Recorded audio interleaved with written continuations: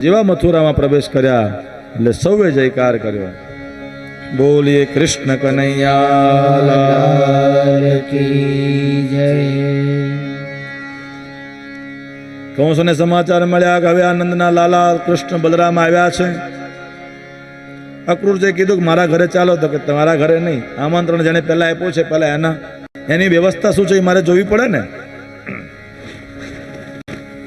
એટલે વ્યવસ્થા જોવા માટે પરમાત્મા જ્યાં કંસનો ઉતારો આપ્યો હતો ત્યાં કંસના ઉતારા ઉપર આપ્યા હતા ત્યાં ગયા। નંદ બાબા સાથે છે। નંદ બાબાએ ભગવાન પૂછે છે, ભગવાન બાબા તો કે હા, કેટલા ટાઈમથી ગામમાં હતા, પહેલી વખત આ નગરમાં આવ્યા છીએ, શહેરમાં આવ્યા છીએ, તમે કહેતા હો તો આપણે નગર જોઈ આવીએ, તમે કહેતા હો તો, બાકી ન કહેતા હો તો અમારે જવાની જરૂરિયાત નથી। નંદ બાબા કહે છે કે આ આપણું ગામ વ્રજ નથી, આ ગોકુળ નથી, આ તો મથુરા કંસની નગરી છે। અને ત્યાં ગમે એની ઘરે ચોરી કરી લેતા હતા, ગમે એનું માખણ ખાઈ લેતા હતા, ત્યાં ચાલે, અહીંયા ન ચાલે। એટલે નંદ બાબાએ કીધું કે જો તમારે જવું હોય તો સીધે સીધા જાઓ, ને સીધે સીધા જો આવવાના હો તો જાઓ, કે તમે બધા લખણ ખોટા છો। પરમાત્માને કીધું તું નટખટ છે, તું સીધે સીધો જઈને સીધો સીધો આવીશ નહીં। ભગવાન કહે છે બાબાજી એકવાર જવા દો ને। તો નંદ બાબા કહે તો મને વચન આપતે સીધે સીધું જવાનું, સીધે સીધું આવવાનું। ભગવાને નંદ બાબાએ કીધું એટલે ભગવાને પ્રશ્ન પૂછ્યો સીધે સીધા જઈએ બાબા અને આડી દિવાલ આવે તો? નંદ બાબા કે તું રહેવા દે, તારે જવું જ નથી, તારા લખણ જ આ ફરવાના નથી, તું આખું મથુરા ઊંચું લે। પછી વિનય કરે છે, વિવેક કરતા, અને પછી જાય છે। પરમાત્મા શ્રી હરિ, બલરામજી અને બધા એને સાથે ગોવાળો જે બધા આવ્યા હતા આજે મથુરા નગરીની અંદર, એવું કહેવાય છે કે મથુરાની અંદર પરમાત્મા શ્રી હરિ પહેલી વખત જ્યારે ફરવા નીકળ્યા ને ત્યારે મથુરાની અટારીઓ ઉપર ઉભેલી દરેક સ્ત્રીઓ, દરેક માનવ એ પરમાત્મા શ્રી હરિનું રૂપ જોઈ અને આટલી મોહિત થઈ, આટલી મોહિત થઈ, અને મથુરામાં રહેનારી, શહેરની અંદર રહેનારી એ સ્ત્રીઓએ બોલી છે કે એ વ્રજની ગોપીઓ છે એ કેટલી સદભાગ્યશાળી છે કે આ પરમાત્માની સેવા કરવાનો ક્યાં તક અહીંયા બાજુમાં જ છે, કપડા બપડા નવા લઈ લઈએ। એટલે ધોબી ઘાટ હતો, એ ધોબી ઘાટ ઉપર પરમાત્મા ગયા,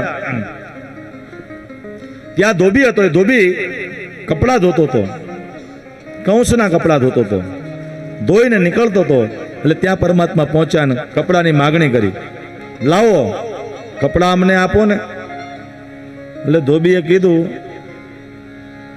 તમે ક્યાં, આ રાજાના કપડા ક્યાં? આ વનવાસી ગામડામાં રહેનારા આ ગામડાવાળાને અમારા રાજાના કપડા અપાય, અને આ તો કંસના કપડા, રાજકુમારના કપડા।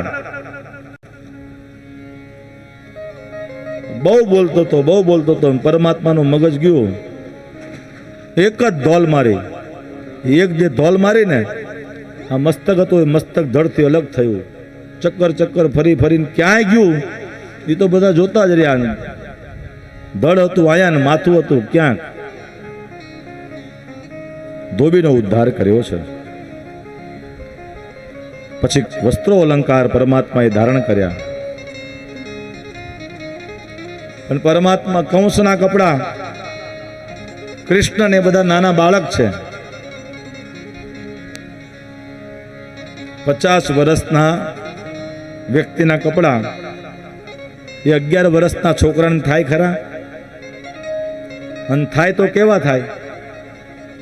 મોટા ઘઘા થાય ને। એટલે ચારે બાજુથી મોટા મોટા કપડા। ભગવાને બધાએ કીધું કનૈયા આ તો બધું ખરાબ લાગે છે, ચિંતા નહીં કરો ને, સામે જુઓ દરજીઓનું બજાર છે, ત્યાં જઈએ। ભગવાન ન્યા ગયા, દરજીઓને કીધું કે કપડા અમારા મોટા છે. દરજીઓ બધા તૈયાર થઈ ગયા કે હા લાવો લાવો લાવો, તમારા માપના કરી દઈએ, વ્યવસ્થિત તમને થાય એવી રીતે ગોઠવી દઈએ. કારણ કે ઓલા ધોબીનો અંજામ જો ના પાડશો ધોબી જેવું થશે. તૈયાર કરી દીધા, કપડા થઈ ગયા. એક સુદામા નામનો માળી હતો, એ માળી આવ્યો, સુંદર મજાની પરમાત્માની ફૂલની માળા હતી, માળા બનાવી હતી. એ પરમાત્માને માળા પહેરાવી, કપડા પહેરી લીધા, માળા થઈ ગઈ. હવે બાકી શું રહ્યું? કે ચંદનનું તિલક. તિલક વગર પરમાત્મા શોભે નહીં. એટલે કુબજા હતી, ચંદનને ઘસી અને જતી હતી ત્યાં કંસના મહેલની અંદર કંસને ચંદનનો લેપ કરવા માટે. અને પરમાત્મા વચ્ચે કૃષ્ણ મળ્યા, માગણી કરી, અરે સુંદરી,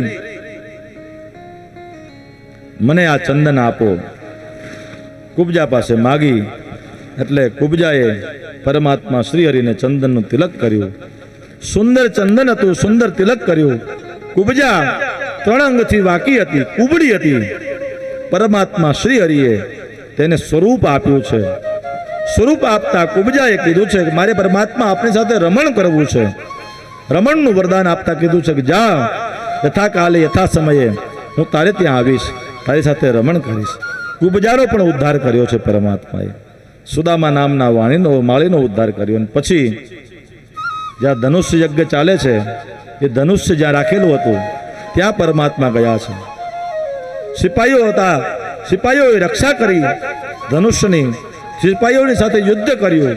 અને ક્ષણ માત્રમાં પરમાત્માએ ધનુષ્ય યજ્ઞનું જે ધનુષ્ય હતું એને તોડી નાખ્યું.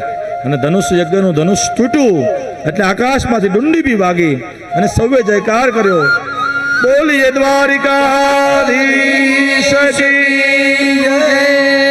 બધાને નક્કી થયું કે હવે પરમાત્મા શ્રી હરિ કંસને મારશે અને આપણા સૌનો ભાર ઉતારશે. પરમાત્મા તૈયાર થયા. કંસને સમાચાર મળ્યા, કંસ ધનુષ્ય યજ્ઞનું ધનુષ્યનો ભંગ થઈ ગયો. કંસ આફળો પાપળો થવા મળ્યો. રાત્રે વિશ્રામ થયો. બીજા દિવસની સવાર પડી. મલ્લ યુદ્ધ માટે આ બંનેને આમંત્રિત કર્યા. કુવલયાપીડ નામનો હાથી હતો. કુવલયાપીડ નામના હાથીને મદિરા પીરાવી ઉન્મત્ત કર્યો હતો. કુવલયાપીડ નામનો હાથી મારવા માટે આવ્યો. અને મારવા માટે આવ્યો, દાઉજીની આજ્ઞા કરી પરમાત્માએ દાઉજીની કૃપાથી પાછળના 2 પગ હતા હાથીના, એ પકડ્યા, ગોળ ગોળ ગોળ ગોળ ગોળ ગોળ ચક્કર ચક્કર ફેરવીને આકાશમાં ફેંક્યો. એ કુવલયાપીડ નામનો આકાશની અંદર હાથી ગયો,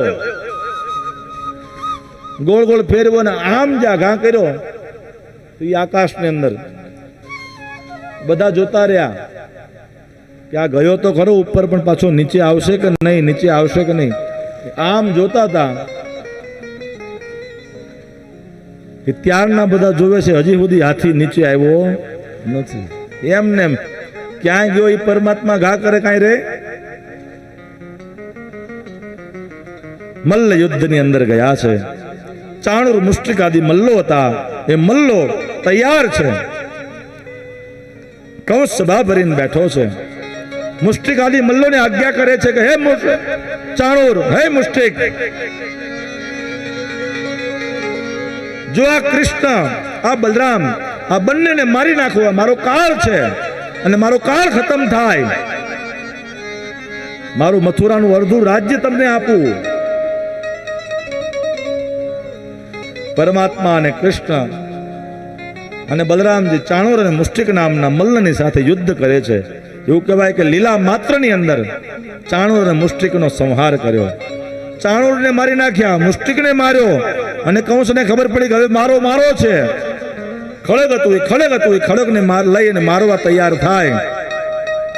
ત્યાં તો પરમાત્મા શ્રી હરિએ કૂદકો લગાવ્યો કનક અટારી ઉપર અને એક જ મુષ્ટિકાનો પ્રહાર કર્યો. કંસ હતો એ કંસ પડ્યો. માથામાં મુગટ પહેર્યો તો મુગટ ઢોળાઈ ગયો. અને કંસના જે વાળ હતા એ વાળ પરમાત્માએ પકડ્યા. વાળ પકડી અને કંસને કહે છે, યાદ છે કંસ, મારી માનો ચોટલો પકડ્યો તો ને? આ તો કોઈનો ભાર ન રાખે મુરારી, આપે વ્યાજ સહિત ગિરધારી. મારા માનો એક જ ચોટલો પકડ્યો તો, આ તારા બધા વાળ મારા હાથની અંદર છે. અને કંસે જોઈ લીધું, હવે મારો કાળ નક્કી છે. પ્રયાસ કરવા જાય અને પરમાત્મા શ્રી હરિએ એક જ ખડગનો પ્રહાર કર્યો અને ખડગના પ્રહારની સાથે કંસના પ્રાણ ગયા અને સૌએ જયકાર કર્યો. બોલીએ કૃષ્ણ કનૈયા. કંસને મારી નાખ્યા અને સૌએ કીધું જયકાર કર્યો. મથુરા